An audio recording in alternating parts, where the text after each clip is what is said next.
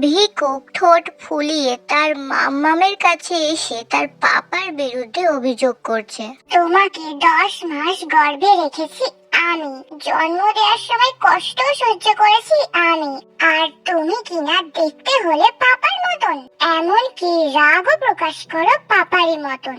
পাপার xerox copy একটা। আর কে বলেছে তোমার পাপা তোমাকে ভালোবাসে না? তোমাকে যখন তার কোলে দেওয়া হয় সে এত কান্নাকাটি করেছিল যে অসুস্থ হয়ে পড়েছিল। কেন মাম্মা, পাপা কি আমাকে পছন্দ করতো না? না সোনা, আসলে তোমাকে যখন তোমার পাপার কোলে দেওয়া হয় তখন তোমার পাপা অনেক খুশি হয়েছিল, খুশিতে সে কান্না করে দিয়েছিল। কিন্তু মাম্মা, পাপা কখন আসবে? আমি পাপাকে কতবার কল করেছি কিন্তু পাপা আমার ফোন রিসিভ করেনি। পাপা এসে গেছি। ভিকুক তার পাপাকে দেখা মাত্রই ছুটে গিয়ে তার কোলে উঠে পড়ে। পাপা, আমি তোমাকে অনেক মিস করেছি। আমিও তো আমার প্রিন্সকে অনেক মিস করেছি। আর আমি? আমাকে মিস করবে কেন? ছেলেকে পেয়ে আমাকে ভুলে গেছে। জেকে দেখে তে মুখটা ফুলিয়ে দাঁড়িয়ে আছে।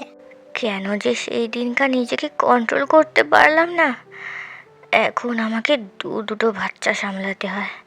হ্যাঁ। ভিকুক, যাও মেঞ্জির সাথে গিয়ে একটু খেলা করো। আমি তোমার মাম্মামের রাগটা একটু ভাঙিয়ে আসি।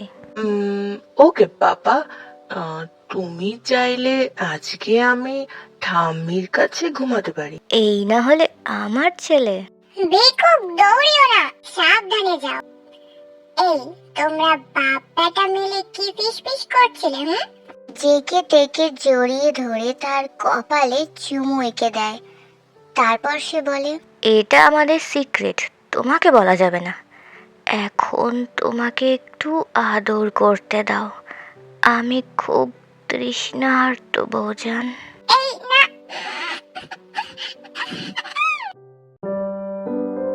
দীর্ঘ এক চুম্বনের পর জেকে তের কপালে কপাল ঠেকিয়ে দাঁড়িয়ে থাকে। তারা দুজনেই হাঁপাচ্ছে। এরই মাঝে জেকে আবারও বলতে শুরু করে, সমস্ত বাধা অতিক্রম করে তোমাকে নিজের করে পেয়েছি। তারপর তুমি আমাকে আমার ভিকুক উপহার দিলে। ধন্যবাদ বউজান আমার জীবনে আসার জন্য, ভিকুকের মাম্মাম হওয়ার জন্য, আমাকে পরিপূর্ণ করার জন্য। শুভ বিবাহ বার্ষিকী জান। চার দেওয়ালের মাঝে বন্দি থাকা এক অসুস্থ মেয়েকে তুলে এনে তাকে বুকে স্থান দিলে, সীমাহীন ভালোবাসা দিলে, নিজের জীবনে জায়গা দিলে, তার জন্য ধন্যবাদ। ভিকুকের পাপা হওয়ার জন্য ধন্যবাদ। আমাকে নিজের অর্ধাঙ্গিনী করার জন্য ধন্যবাদ।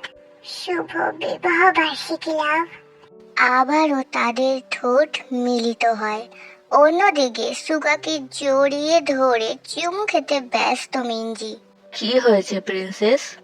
পাপা, মিঞ্জি সরি, তুমি আমার জন্য চকলেট আনোনি বলে আমি তোমার উপরে রাগ করেছিলাম, তোমার সাথে কথা বলছিলাম না, তার জন্য তো তোমার অনেক কষ্ট হয়েছে না? মিঞ্জি অনেক আদর করে দিলাম, আর তোমার কষ্ট হবে না পাপা। প্রিন্সেস, তুমি থাকতে আমার কিসের কষ্ট? হয়েছে হয়েছে, এখন চলো তোমাকে ফ্রেশ করিয়ে দিই। ঠিক আছে মাম্মা, চলো। প্রিন্সেস, এই চকলেটগুলো নিয়ে যাও। এত চকলেট? আমার ভালো পাপা। আরে মিঞ্জি, কোথায় যাচ্ছ? ভিকুক ভাইয়ার কাছে, ভিকুক ভাইয়াকে চকলেট দিতে। আর পারি না একে নিয়ে, যা কিছু হোক না কেন ভাইয়ের সাথে শেয়ার না করে থাকতেই পারে না। তোমার মতনই তো হয়েছে, তুমিও তো তোমার ভাইয়ের সাথে সবকিছু শেয়ার করতে। যাই, মিঞ্জির আর তোমার পোশাকটা বের করে রাখি। আরে যাচ্ছ কোথায়? মুচি বেবি প্রেম প্রেম পাচ্ছে। এই ছাড়ো তো, যখন তখন শুরু হয়েছে, ভালো লাগে না সবসময়। তোমাকে কিভাবে ভালো লাগাতে হয় আমি জানি বেবি। বলেই সুগা জিমিনের ঠোঁটে ঠোঁট বসিয়ে দেয়। 10 মিনিট পর ছেড়ে দেয়। শুভ বিবাহ বার্ষিকী মুচি। তোমাকেও শুভ বিবাহ বার্ষিকী আমার বেল্লুটা।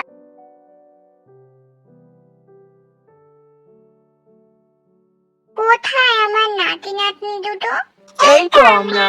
ও মা গো, আমার ভিকুক সোনাকে কত হ্যান্ডসাম লাগছে। আর আমি তোমাকে তো পরি লাগছে। সুগা, কুকা ওরা সবাই কোথায়? আমার মারা তো তৈরি হচ্ছে, একটু তো সময় লাগবেই। কিন্তু এই কুকি আর সুগা ওরাও কি? ড্যাড, আমি এমনি হ্যান্ডসাম, আমার ওইসব আটা ময়দার প্রয়োজন নেই। জেকে আজকেও কালো স্যুটি পরেছে, কিন্তু তাকে আজকেও অসাধারণ লাগছে। আর আমি তো জন্ম থেকেই হ্যান্ডসাম, ওসবের আমারও প্রয়োজন নেই। আমাদের সুগা আজকে ব্লু কালারের একটি স্যুট পরেছে, তাকেও অসম্ভব সুন্দর লাগছে। কি কথা হচ্ছে এখানে? আমাদের নিয়েই কথা হচ্ছে মনে হয়। হ্যাঁ, কুকা আর সুগা বলছিল তোরা নাকি আটা ময়দা দিয়ে সাজুগুজু করছিস, তাই তোদের সময় লাগছে।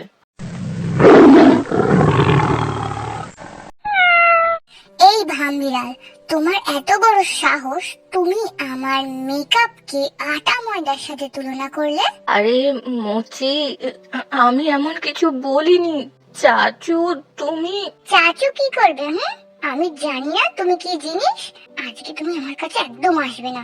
অন্যদিকে তে রাগী চোখে জেকের দিকে তাকিয়ে আছে। জেকে বেচারা তো ভয়ে তের দিকে তাকাচ্ছেই না। আরে থাম তোরা, হবে তুমি না সত্যি। আরে তোদের চাচু মজা করেছে। আরে হ্যাঁ, আমি একটু মজা করছিলাম, তবে ওরা এমনটা বলতেও পারতো। আম, যাই হোক, আমার মাদেরকে আজকে অসম্ভব সুন্দর লাগছে, পুরো অপ্সরা। তে আজকেও ব্ল্যাক কালারের শাড়ি পরেছে, যেটা জেকেই তাকে কিনে এনে দিয়েছে। জিমিন পরেছে ব্লু কালারের শাড়ি। দুজনেই হালকা মেকআপই করেছে, তাতেই তাদেরকে অসম্ভব সুন্দর লাগছে। জেকে আর সুগা তাদের প্রিয়তমার এই রূপ দেখে উত্তেজিত বোধ করতে শুরু করেছে। দুজনেই তাদের প্রিয়তমার কাছে গিয়ে তাদের পাশে দাঁড়ায় এবং তাদের কানের কাছে মুখ নিয়ে গিয়ে ফিসফিস করে বলে, জান, আজকে তোমাকে মারাত্মক লাগছে, আমি নিজেকে সামলাতে পারছি না জান। অসভ্য পুরুষ। মুচি বেবি, চলো না রুমে, আমার অ্যানাকন্ডা বোঝোই তো। কথাগুলো বলার সময় মনে ছিল না একদম আমার কাছে আসবে না। সবাই চলো, কেক কাটার সময় হয়ে গেছে তো। টেকুক আর ইউনমিন একসাথে কেক কেটে তাদের বিবাহ বার্ষিকী উদযাপন করে এবং সকলে একসাথে গ্রুপ ফটো তোলে। ভিকুক, মিঞ্জিমা, চলো চলো, ডিনারের সময় হয়ে গেছে। সকলে একসাথে ডিনার করে নেয় এবং বড়রা যে যার রুমে চলে যায়। তবে ইউনমিন আর টেকুক, ভিকুক আর মিনজি লিভিং রুমে বসে আছে, কারণ ভিকুক বায়না ধরেছে তার পাপা আর মামামদের সাথে সে গেম খেলবে। এখানে তোমাদের বলে রাখি, ভিকুক ইউনমিনদেরকেও পাপা মামাম বলে ডাকে, আর অন্যদিকে মিনজিও টেকুককে পাপা মামাম বলেই ডাকে। ভিকুক একদম বায়না করবে না, কোনো গেমস খেলা হবে না।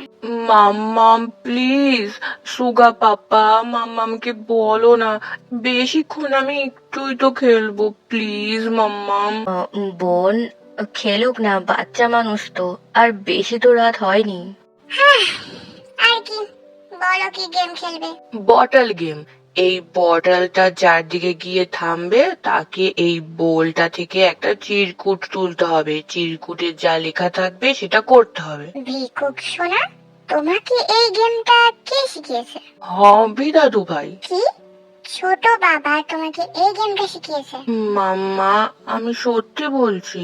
আচ্ছা আচ্ছা, ঠিক আছে, এবার গেমটা শুরু করা যাক। গেমটা স্টার্ট হলে সবার প্রথমে মিনজির কাছে বটল এসে থামে। সে একটা চিরকুট তোলে এবং চিরকুটে লেখা ছিল তাকে একটা কবিতা বলতে হবে। গেমটা আবার স্টার্ট হয় এবং এবার এসে থামে ভিকুকের কাছে। ভিক্ষুক একটা চিরকুট তোলে এবং তাতে লেখা ছিল তাকে একটা গান করতে হবে।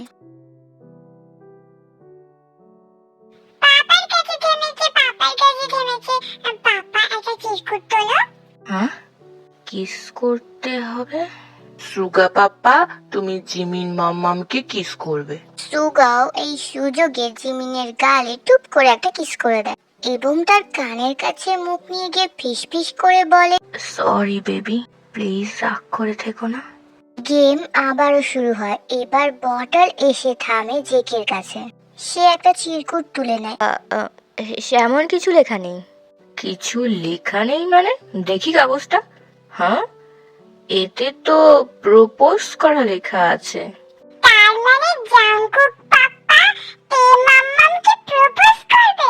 হ্যাঁ মেনজিমা, তোমার জাংকুক পাপ্পাকে তো এটাই করতে বলা হয়েছে, আর তাকে এটা করতে হবে। জেকে আর চোখে তের দিকে তাকায়। তে আগের থেকে রাগের দৃষ্টিতে তার দিকেই তাকিয়ে আছে। জেকে একটা ঢোক গেলে সেই কাজটা করতে চাইছে না, কারণ তে যদি তাকে দুটো কথা শুনিয়ে দেয় তাহলে তো ছোটদের সামনে তার মান সম্মান আর থাকবে না। কি হলো পাপ্পা, মামামকে প্রপোজ করো না। জেকে বুক ভরে নিঃশ্বাস নেয় এবং টের দিকে তাকিয়ে তার হাত দুটো ধরে। তার চোখে চোখ রেখে সে বলে, রাগ করো না মনের মানুষ, রাগ করো না আর। জেনে রাখো তুমি আমার বাম পাশের হার। ভুল করেছি জানি আমি, করবো না আর ভুল। আমার কাছে তুমি ওগো সুভাষ ভরা ফুল। তুমি স্বপ্ন, তুমি আশা, তুমি আমার সুখ। ক্লান্তিটুকু দূর হয়ে যায় দেখলে তোমার মুখ। তোমায় ঘিরেই সুখ নিহিত, তোমায় ঘিরেই বাঁচা। মন পিঞ্জিরার পাখি তুমি, আমি হলাম খাঁচা।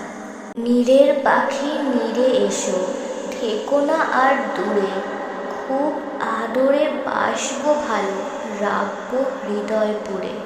তের যতটুকু রাগ ছিল সবটা গলে জল হয়ে গেছে। তার চোখ জলে ভরে উঠেছে। বৌজান প্লিজ কেঁদো না, বাচ্চারা দেখলে ভাববে আমি তোমাকে বাজে কিছু বলেছি। কি ব্যাপার, লিভিং রুমে এখনো লাইট জ্বলছে কেন? দেখে আসি তো। কি রে, তোরা এখানে কি করছিস? রাত 12টা বাজে। মামুনি দেখো না, ভিকুক কিছুতেই ঘুমাতে যেতে চাইছে না। ভিকুক, মিঞ্জিমা, তোমরা গল্প শুনবে? তারা দুজনেই মাথা নেড়ে সম্মতি জানায় এবং জিনের সাথে চলে যায়। তবে ভিকুক যাওয়ার আগে তার দুই পাপাকে চোখ টিপ দেয় এবং অল দ্য বেস্ট বলে। জিমিন আর তে ফ্রেশ হবে, তাই তারা যে যার রুমে চলে যায়। লিভিং রুমে এখন বসে আছে জেকে আর সুগা। জেকে, তোর ছেলে বড় হলে তোর থেকে 2 কদম আগেই চলবে। দেখতে হবে না কার ছেলে, ভবিষ্যতে তো সবটা ওকেই সামলাতে হবে। তার পার্টনার হবে তোর মেয়ে। এখানে আমার প্রিন্সেসকে আবার টানছিস কেন? আমি টানার কে?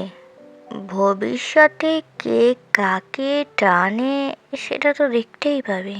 কি বোঝাতে চাইছিস? সময় মতন সব বুঝে যাবি। এখন আমি আমার রুমে যাচ্ছি। তোর যদি এখানে বসে থাকতে ভালো লাগে তুই বসে থাকতেই পারিস, কিন্তু এই বিষয়টা আমার বোন মেনে নেবে কি না আমি কিন্তু সেটা জানি না। গুড নাইট শালাবাবু। বলেই জেকে বাঁকা হেসে সেখান থেকে চলে যায়।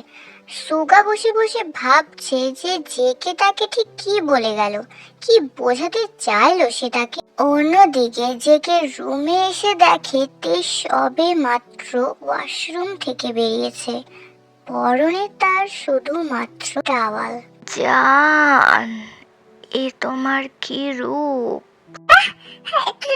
তুমি কখন এলে? রুমটাও আমার, রুমে থাকা বউটাও আমার। তাহলে আমি আমার রুমে ঢুকতে কেন কারোর পারমিশন নেব? আর আমি যদি নক করে ভেতরে ঢুকতাম তবে তো এই দৃশ্য আর দেখতে পেতাম না সোনা। যে কেতেকে শক্ত করে জড়িয়ে ধরে আছে, তে ছটপট করছে। জেকের এমন ঠোঁট কাটা কথা শুনে তার কান গরম হয়ে যাচ্ছে। ছাড়ো না, আমি চেঞ্জ করব। চেঞ্জ করার কি দরকার জান? একটু পরে তো সব কিছু সরিয়ে ফেলতে হবে, শুধু শুধু সময় নষ্ট করে কি লাভ? বলে জেকে থেকে চুম্বন করতে শুরু করে। প্রথমে তে তাকে সরিয়ে দেওয়ার চেষ্টা করলেও এখন সেই চেষ্টাটা আর সে করছে না, বরং জেকেকে আরো কাছে টানছে। জেকে যখন বোঝে তে তার বশে চলে এসেছে, তখন তাকে কোলে তুলে সোজা বেডে চলে যায়। তারপর কি হয়েছে তোমরাই দেখে নাও।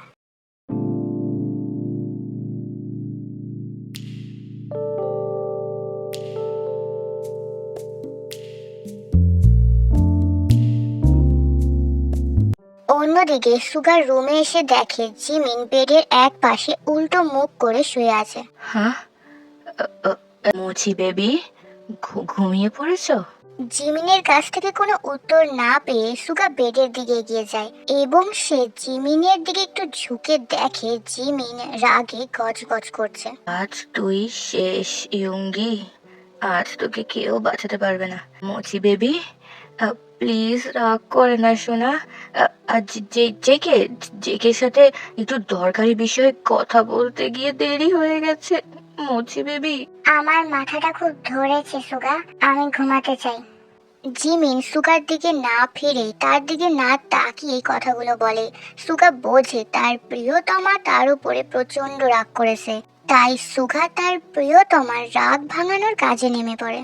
সুগা জিমিনকে ব্যাক হাক করে শুয়ে পড়ে এবং তার ঘাড়ে ছোট ছোট কিস এবং বাইট করতে শুরু করে। সাথে জিমিনের হাত ধরে তার অ্যানাকন্ডার উপরে রেখে দেয়। জিমিন সাথে সাথে সুগার দিকে ঘুরে যায় এবং তাকে চুম্বন করতে শুরু করে। তারপর কি হয়েছে নিজেরাই দেখে নাও।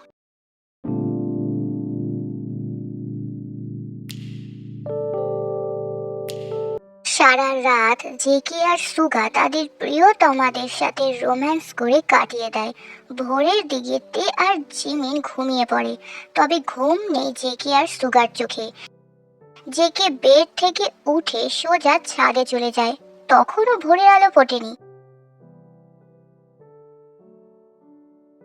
সুগারও যেহেতু ঘুম হয়নি, সেও ছাদে চলে আসে এবং জেকেকে দেখতে পায়। কি রে, এই সময় তুই এখানে কি করছিস? প্রশ্নটা তো আমিও করতে পারি। সুগা কোনো প্রতি উত্তর করে না, বরং জেকেকে একটা প্রশ্ন করে।